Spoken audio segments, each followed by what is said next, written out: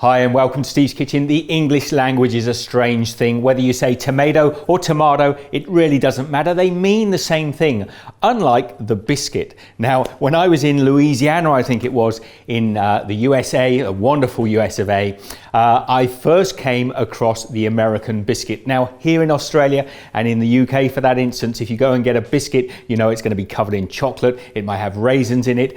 We call biscuits what the Americans call cookies. So I was a little disappointed when I went to get biscuits, something to dip into my coffee, and I ended up with something that looked a little bit like a scone. It was a savory scone, actually. That's the American biscuit. Now, I was disappointed, but I've learned to absolutely love them. And today I'm going to share with you one of my favorite. It's a cream biscuit. Come on, let me show you how.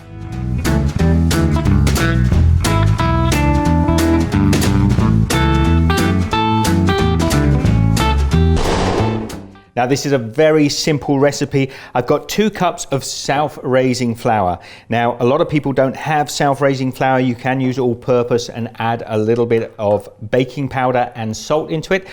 I'll leave a little explanation down in the description.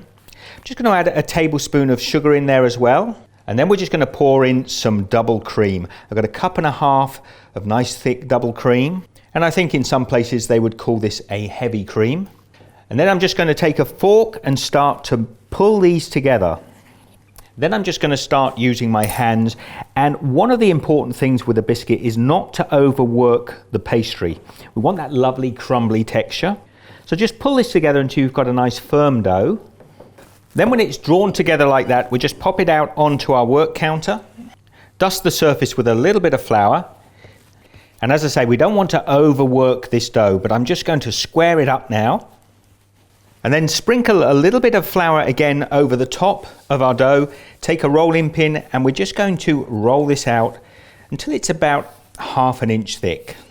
Then when you're happy you've got the thickness you want, I've got a 3-inch cutter here and I'm just going to use it to cut out my biscuits.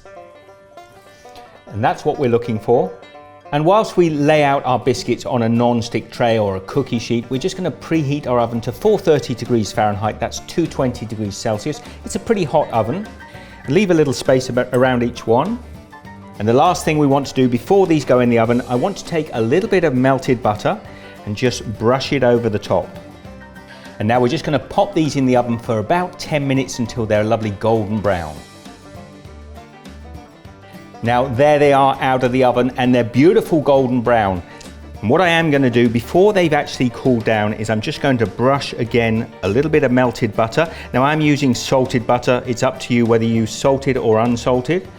And then I'm going to lift these biscuits onto a cooling rack and just let them completely cool down. Now when you look at those, they look absolutely delicious. Now I like to have these with a little something sweet. So I'm just going to take one of these and look at the way that pulls apart. It's absolutely beautiful. And that's because we haven't overworked the dough. It's lovely and crumbly. Now I'm just going to pop a little bit of raspberry jam on top of that. Now the English in me wants to add a big dollop of fresh cream as well, but I'm going to have it just as it is. So there you have it, American style biscuits, albeit a cream biscuit. I'm going to try this because it smells delicious.